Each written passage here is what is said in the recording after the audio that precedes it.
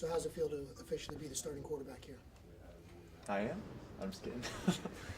No, it's good. It feels awesome. It's definitely been a long road of college football for me. It's been up and down, and been through a lot, but just to kind of have that going into the season, being the starting quarterback for LSU is a tremendous feeling, and it's an honor, and I'm going to make sure I don't let any of my teammates down or any of the coaches. So I'm going to do my best to prepare for every single game and make sure that no stone is left unturned, and that I'll be out there performing well for our team. What was the conversation like when Coach Hill told you? He called me about 15 minutes before the meeting started. I missed the call really quick, so I called him back like 2 seconds later. And I walked upstairs, and he was like, "Hey, we got to talk about some academics." I was like, "Academics? I'm in grad school. I don't have anything."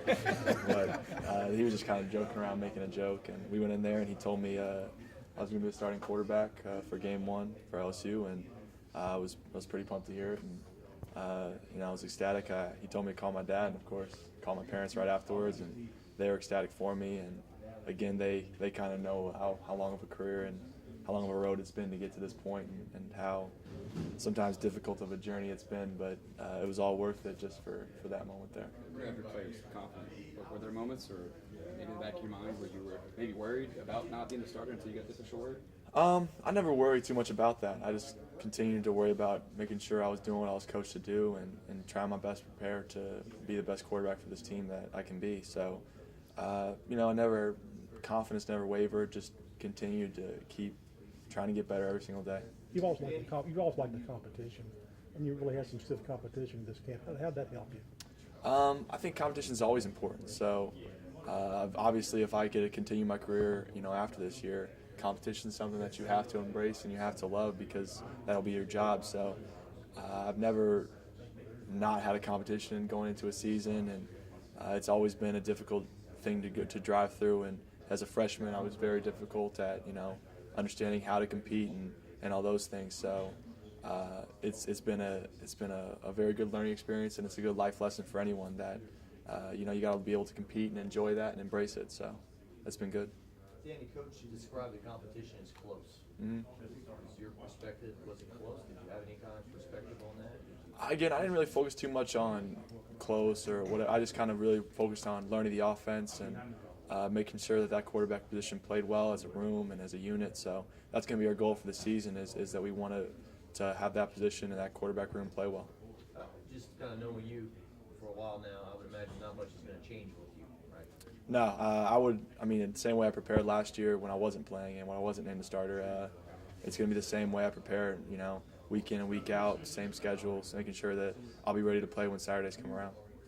How has your leadership role changed in the last year and a half to now, especially being named quarterback? Yeah, it was definitely a lot different last year on this day, but I'll always accept my role and whatever that may be, and I'll make sure that I do my job the best of my ability. And being the starting quarterback, there is a little bit more leadership responsibility than I had last year to start off the season. So you want to make sure that you embrace that, and that you really expect a lot from your teammates during practice, and you really want to strive to make sure everyone's prepared, and it takes every game, and realizes the importance and the urgency that we need to have this season. Will said that he knew months ago that you were going to be the starter. Will Clapp? Yeah. He's just an intuitive guy, I'm sure. I don't know. But no, Will's awesome, and Will has a lot of faith in me. And, I always, you never want to assume that anything, too much. You want to make sure you compete every single day and continue to, work and earn your teammates' trust and respect like hopefully I've earned Will's and all my other teammates. So to hear Will say that, that's awesome, and that's one of the reasons why, he's one of the best friends on the team. What was the reaction from the parents exactly on the phone? They were proud, and I think they got a little, sentimental, just realizing again how much I've gone through, and, some kids may have just wanted to quit football or, not want to play anymore, but that's not really where I was trying to go, and, I don't think my parents would let me, make that mistake anyway. So they were proud of me, and they realized how long of a journey it's been, and how, how it could have ended a lot differently. Is there any looking back, knowing that this is kind of the last go around as a college football player? There'll be plenty of time to look back when I'm done with football. Right now, I'm on to BYU, and I'm ready to, start preparing for a team that's not our own, that our own team that we're going against. What do you see in BYU? Tell us about the defensively. Yeah, so BYU I think is a really solid team. They're just, always doing their job. They try to avoid letting you get big plays. They're going to keep things in front of them. They're going to be very sound, very coachable, very physical. They're stout. They're going to try and stop the run. They're also going to try and be really aggressive at times too, and try and make you uncomfortable and trying to make you go the long, hard way of, taking long drives. And we got to be really patient. We got to take what they give us. And again, I mean, you see the stats last year and you watch the games.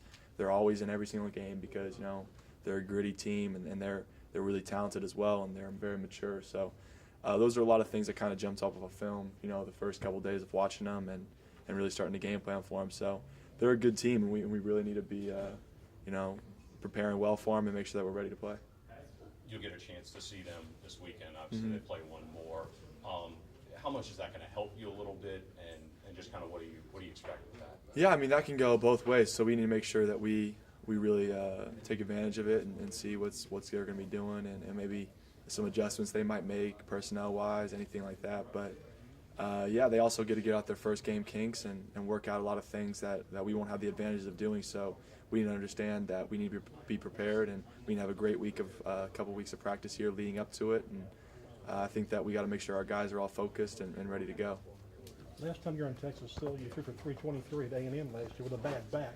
Yeah. Now that you're well, how do you feel about the way you've been throwing it? I feel like I've really been throwing a lot better. I felt really good. Even yesterday, I felt a lot better than I did the day before. So it's been continuing to keep getting better and better, and I think I'm finally starting to feel, back at that 100% that, I haven't felt in a while. So, like I said, I'd be ready by BYU, and I feel like I'm back at nearly 100% right now. So I'm feeling great. When you look at the A&M film and you threw for 323 with a bad back, you kind of amazed like it.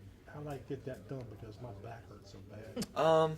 Like I said, sometimes adrenaline, the miracles of modern medicine, those will help too. And you just kind of grit through it and go. And once you get in a rhythm, sometimes you can just everything else is shut out around you, and there's no crowd noise, there's no pain, there's just you feeling good and making good throws.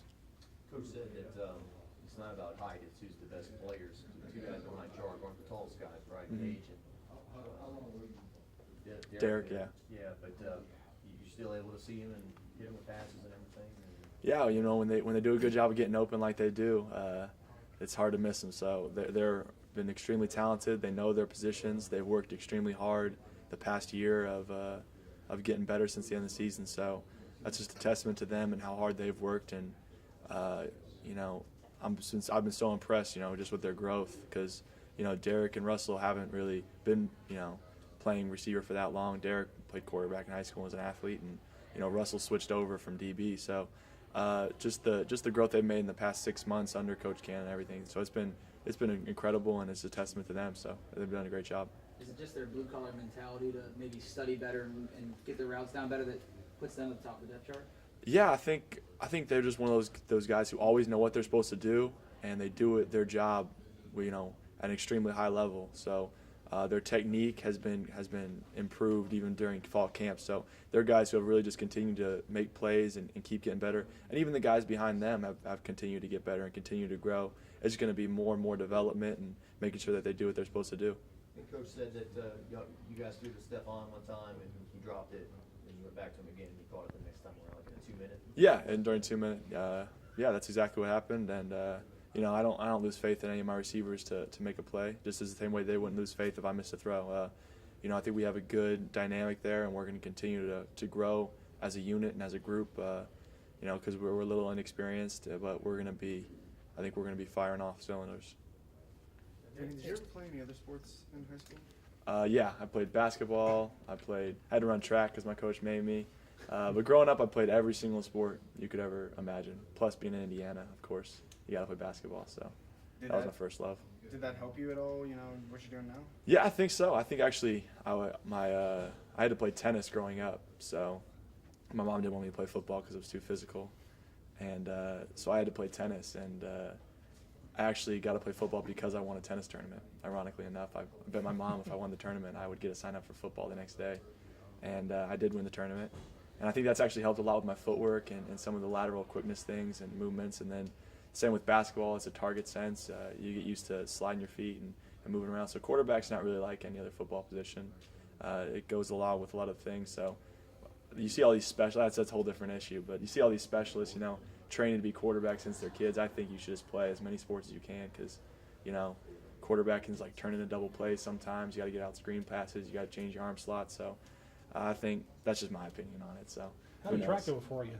Huh? How did track go for you? Track went okay. I got my 400 time under a minute at some point, so I was pretty pumped about that. But yeah, he didn't really want me playing baseball because he thought I might throw my arm out. So up until high school, basically, I played baseball. Do you and your mom still? Can we do one more? Do you and your mom still joke about that winning that tennis tournament? Yeah, a little bit. I think they wrote a story about it a long time ago, but yeah, we still kind of have some fun with that. And I think I have more tennis trophies than I do anything else, honestly, at the end of the day. But yeah, it was a fun time, and I like football a lot better though. Thanks, Tom. Great quote. How old were you when you won the tournament? Fourth grade. Fourth grade. Fourth grade.